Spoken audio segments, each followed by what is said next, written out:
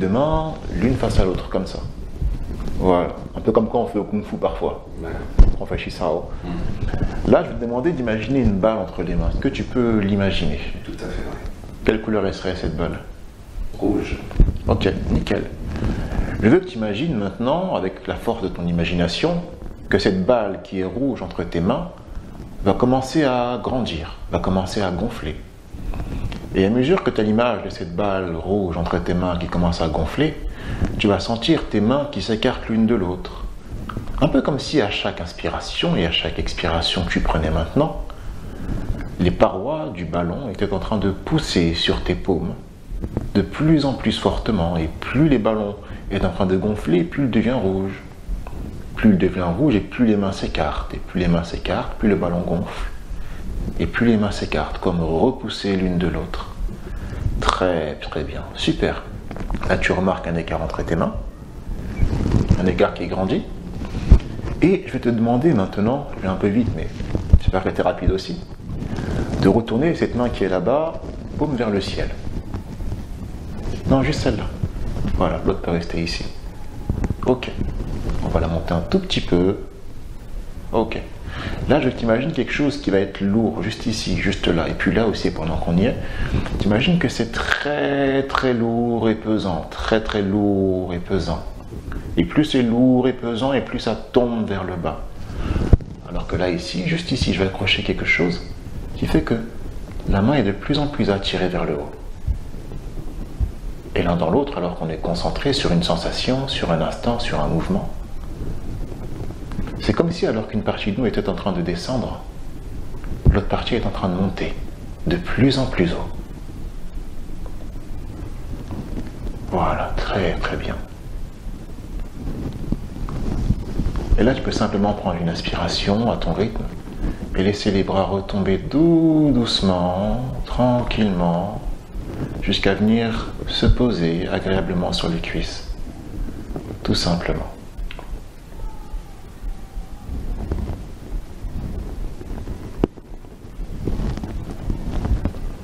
Ok. Alors, comment ça a été ces petits tests-là? Relaxant. Relaxant? C'est assez intéressant les phénomènes qu'on peut arriver à voir avec l'imagination. Tout à fait. Moi, j'explique toujours aux gens que c'est pas forcément moi qui fais l'hypnose, mais que c'est eux qui font l'hypnose tout seuls.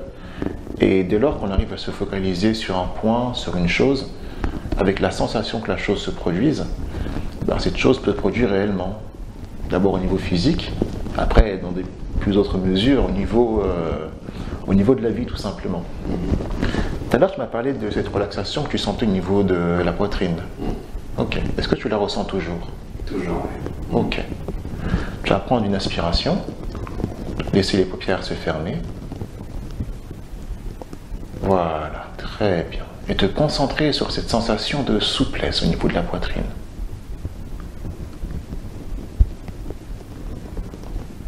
Cette sensation va commencer à grandir à l'intérieur de toi, à se déplacer dans l'ensemble du corps, à se propager à l'intérieur des épaules. Et c'est pas tant l'idée que tu rentres de plus en plus profondément à l'intérieur de l'état d'hypnose,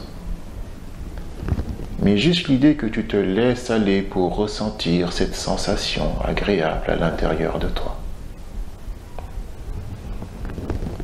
Comme si le bras gauche et le bras droit déjà devenaient de plus en plus souples, de plus en plus détendus.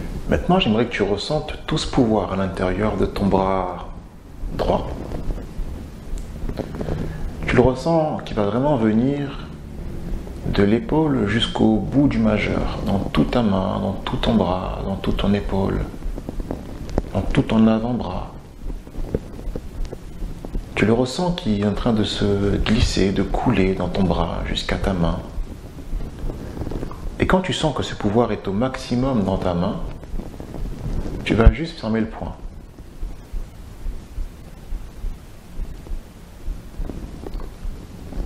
Comme pour tenir ce pouvoir. Tu le tiens fermement pour ne pas le laisser s'échapper. Et à chaque fois que tu auras besoin de retrouver ce pouvoir, de retrouver cette envie de faire les choses, d'aller vers l'avant, il te suffira de serrer le poing exactement comme ceci. J'ai appris un petit peu cette conscience du plaisir.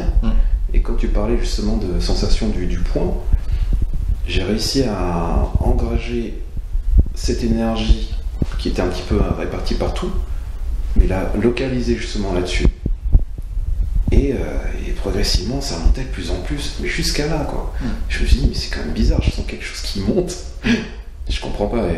Non, comme si vraiment il y avait quelque chose à l'intérieur qui montait. Et c'est comme si ça chassait un petit peu le stress, l'angoisse, l'anxiété. Ouais. Parce qu'on est tous humains, on va pas se dire oui je contrôle. Même moi. Mais là franchement, je suis vraiment très étonné. Est-ce que tu conseillerais cette expérience? Tout à fait. On n'a pas la science infuse, mais là franchement, je te dis, tu m'as apporté des outils simples, parce que quelque part on les a tous ces outils. Oui. Comment aborder cette positivité, parce que bon, il faut savoir d'où elle part, comment la gérer. Parce que cette sensation-là, je me suis dit, mais attends, c'est moi, j'ai mangé quelque chose qui n'allait pas, et je sens que ça bouge, je me dis, mais ça se déplace. Plus je t'écoute et plus je me sens détendu, je me dis, mais je suis tellement bien en confiance, j'ai envie d'élaborer, continuer à sentir encore cette sensation de joie, parce qu'il n'y a pas que la joie physique, mais là, on est parti sur des outils mentaux qui ont fait quelque chose de physique. Donc le mental, pour moi, répare le mental. Enfin, je sais pas si c'est le bon terme, mais si on fait une dépression, c'est qu'il y a eu quelque chose de mental qui a affecté le côté mental. Si on a mal quelque part physiquement, il faut voir quelqu'un pour le physique. Enfin, moi, je pense que c'est comme ça. Ouais. Mais là, on était parti sur une sensation de joie, une sensation de bien-être. Je la retrouve simplement là, en quelques minutes, où me dire waouh, mais j'avais oublié ça. J'avais oublié, je me sens bien. Tu vois, le fait de même. Là, c'est. Ok, on est parti sur le point, mais j'ai l'impression que j'arrive à le répondre un petit peu partout. Et ça a été un chemin que tu m'as apporté à l'instant, mais ce chemin-là, tu vois, je suis en train de me dire, mais en fait, il a toujours été là. C'est moi qui mettais des voiles, des barrières, etc. Et j'ai l'impression que là, avec une seule petite séance, bon là c'est une séance qu'on a faite. Sans approfondissement en plus, hein, c'est plutôt bien. Ah, tu vois, ça m'a apporté une certaine clairvoyance. Ouais. Une ouverture d'esprit, de me dire, mais oui, c'était là. Une prise de conscience alors. La meilleure manière d'éduquer le subconscient, c'est la répétition. Le subconscient, c'est que de la répétition. Nos parents qui nous répètent, bah vas-y, t'es un fainéant, t'arriveras jamais à rien, machin. Hop, on enregistre. Bah oui. À l'inverse, un père qui dit à un fils, dès qu'il est petit, ben, t'es un roi, t'es un prince, tu mérites tout dans la vie, ben, l'enfant va croire ça, ça va devenir sa réalité, et son subconscient va le conduire après à vraiment vivre comme un roi. Parfois pas bien, parce que parfois c'est des princes cons, malheureusement. Mais parfois c'est aussi des bons princes qui feront des bonnes choses dans leur vie. Franchement, merci pour cette séance, hein, franchement. Je t'en prie, merci à toi d'avoir participé, et merci pour tes retours. Bon, pour la vidéo, on va s'arrêter là. Ouais. Donc merci à vous d'avoir regardé cette vidéo. Pensez à liker la chaîne et à vous abonner pour ne rien rater des prochaines vidéos qui vont arriver. Et bien sûr, si vous souhaitez travailler avec moi, je vous invite à voir tous mes liens dans la barre de description. Merci beaucoup et à très bientôt sur Libre Hypnose. Ciao.